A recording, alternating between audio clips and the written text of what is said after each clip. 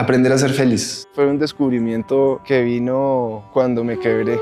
Yo pienso que esa es la investigación. ¿Cómo es que tu cuerpo se quiere mover? ¿Cómo es que tu cuerpo se quiere relacionar con la humanidad? Hay algunos que prefieren ir al gimnasio, ¿no? Otros que les gusta subir la montaña. Ese es el yoga de cada quien. Puede ser el cuidado que tú le das a tus seres amados o a tu propio cuerpo. Es descubrir tu propio yoga. ¿Cómo puedo llevar este cuerpo a ser parte del todo? Esta es la primera de una serie de charlas con personas que nos cuentan cómo han ido más allá del cuerpo a través del cuerpo. Hoy estamos con Pedro Quechava, profesor de yoga. Namaste. El yoga llega a mi vida después de un golpe jugando fútbol. Sufrí un desgarro en el menisco y ligamento interno y el médico me dijo, haga yoga para recuperarse. En Popayán no había escuela de yoga, entonces comencé a buscar información en internet. Estoy hablando hace más o menos unos 15 o 16 años. Ya era abogado. Yo me gradué cuando tenía 24 años. Luego estuve en Defensoría del Pueblo, entonces recorrí casi todo Colombia tomando declaraciones a personas víctimas de la violencia, de todo tipo de delitos. Y cuando viajaba, siempre llevaba un tapete viajero, entonces yo hacía yoga en todo Colombia y eso era lo que me permitía también como drenar un poco todas estas historias de violencia que pues sí me afectaron bastante. Recorrí los lugares emblemáticos de masacres terribles como el Naya, por ejemplo. Me dio alopecia por estrés y lo único que me daba paz era la práctica física del yoga. No sabía nada de su filosofía ni de lo que implicaba el yoga como camino de vida. Eso fue un descubrimiento que se demoró. En ese deseo como de buscar algo que me mantuviera la llama de vivir como activa, renuncié, me monto en la bicicleta y arranco y le digo adiós a todo. Estuve 3 meses de viaje, inicié con un amigo la parte de Ecuador, él en Guayaquil tuvo que devolverse y todo el norte del Perú es desierto, se me acabó el agua, entonces ahí comencé a llorar y a gritar y a pensar que me iba a morir literalmente. Y hallé una casa sola en el desierto, me acerqué a esa casa a pedir ayuda y había un señor muy anciano allí, la persona más anciana que he visto en mi vida, y le acompañaba un niño pequeño que me ofrecieron agua. Entonces pude recargar el agua y sobrevivir. Y este hombre me dijo, yo voy a orar por usted todos los días de mi vida. Siento que eso es el yoga, aprender cómo recargar el agua que te permite vivir. Fue como una gran meditación del abandono, ¿no? Como de entender que pues estamos acá de viaje y en cualquier momento todo puede cambiar. Entonces, lo más importante es vivir cada inhalación, cada exhalación. Nosotros en esta sociedad tan machista en la que las lágrimas de los hombres son vistas como debilidad, yo mismo no lloré durante muchos años. El llorar fue un descubrimiento que vino cuando me quebré. El abrazar esa debilidad, yo siento que nos permite disfrutar aún más el momento presente.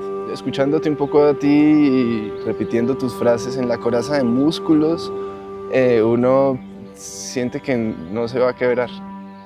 Pero el abrazar la debilidad te hace que tú puedas disfrutar más la vida. Esas grietas, el yoga hace como en esta técnica que las pegan con oro o así, y tú puedas otra vez sanar y ser más fuerte, más amoroso, más compasivo.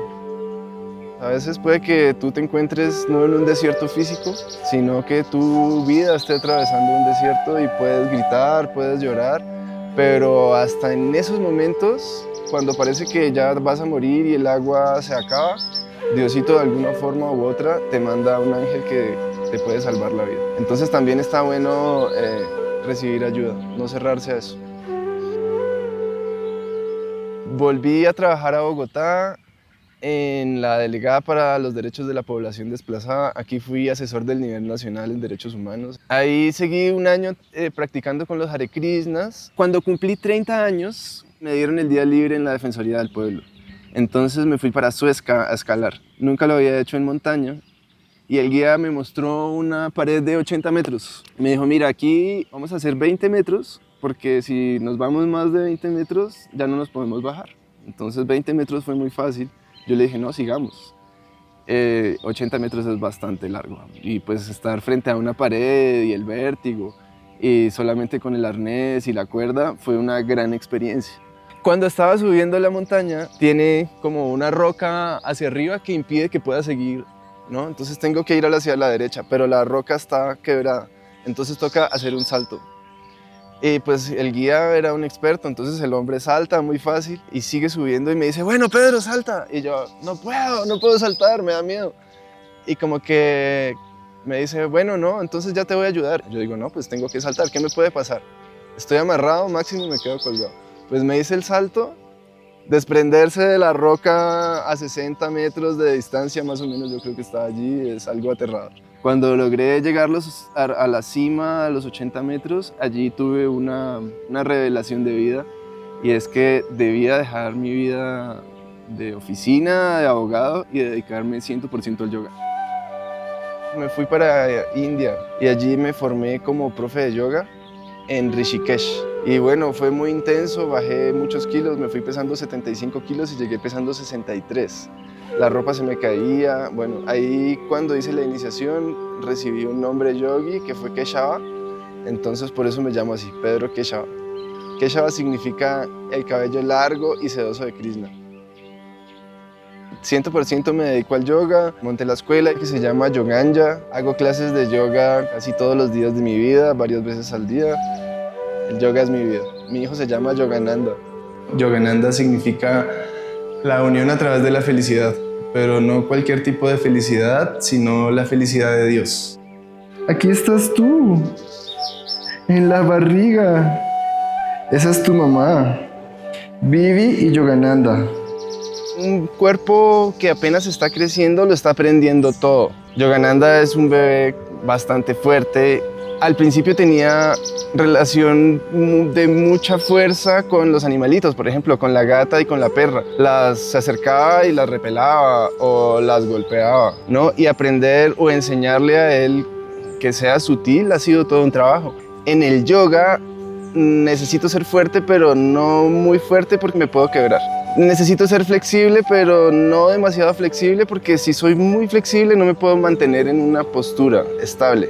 Necesito una sutileza que me dé el máximo nivel de fuerza y el máximo nivel de flexibilidad. Y eso es una cosa que se aprende a través de la práctica. En yoga se llama Stira Sukha Sanan. Fuerte, flexible, pero con sutileza y control. Necesariamente puede que nuestro cuerpo no sea el más fuerte ni el más flexible, pero si tu mente sí lo es, entonces tú puedes adaptarte casi a cualquier situación. La lesión de la rodilla izquierda vuelve con un quiebre, del que debo ser operado. Pensé que allí se me acababa mi vida del yoga.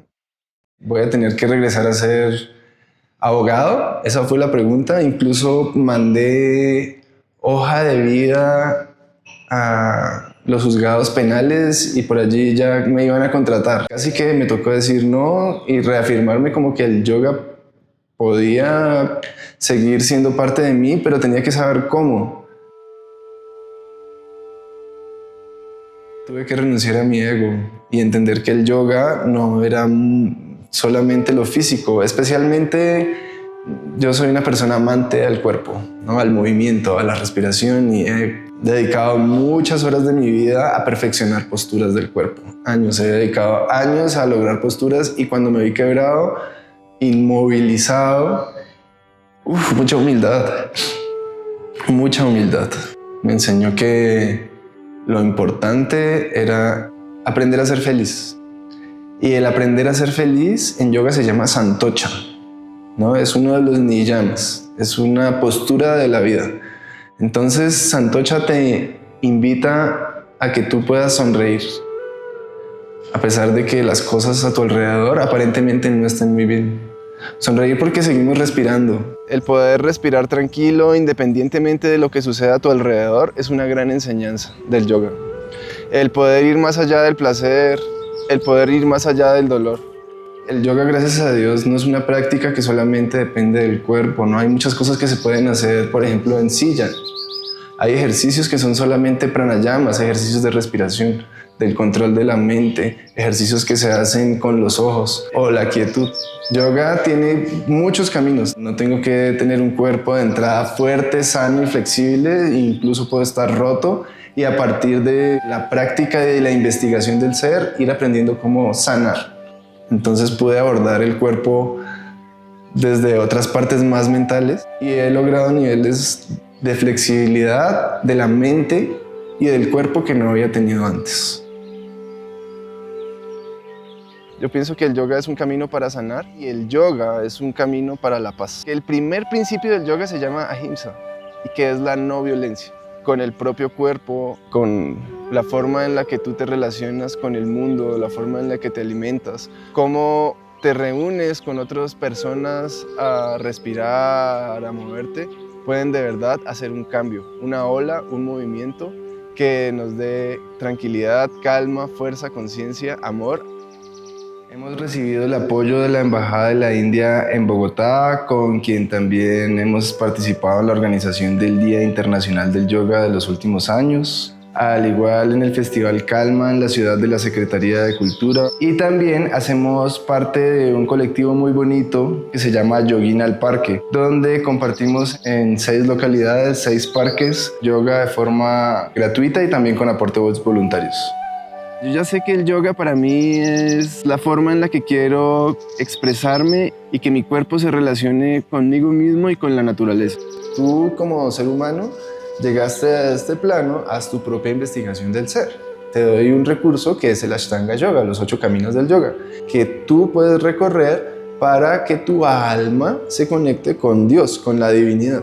Bien, primero llevar los sentidos, ser consciente de ellos dentro de mí, habitar mi propio cuerpo y luego cómo puedo llevar este cuerpo a ser parte del todo. Que la diminuta luz de mi voluntad arda como la llama inmensa de la voluntad de Dios.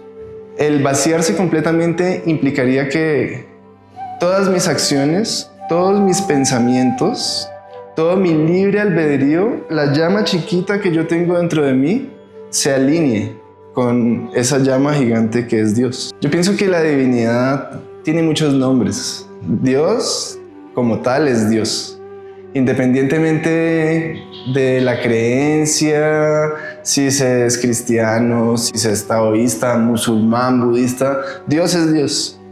Ya cada persona le da un nombre a Dios. Para mí la representación de Dios que me representa es la del señor Shiva, porque Shiva es reconocido como Adi Yogi o el primero de todos los yogis. Como que si uno está en el camino del yoga, lo ideal sería parecerse al señor Shiva. Entonces en mis meditaciones y en mis oraciones yo le pido al señor Shiva que me vacíe completamente, que sea como un recipiente para que él pueda enseñar yoga a través de mí, que pueda entregar lo que la persona requiere en ese momento, de que yo pueda tener esa empatía y poderle entregar a esa persona lo que necesita para sanar.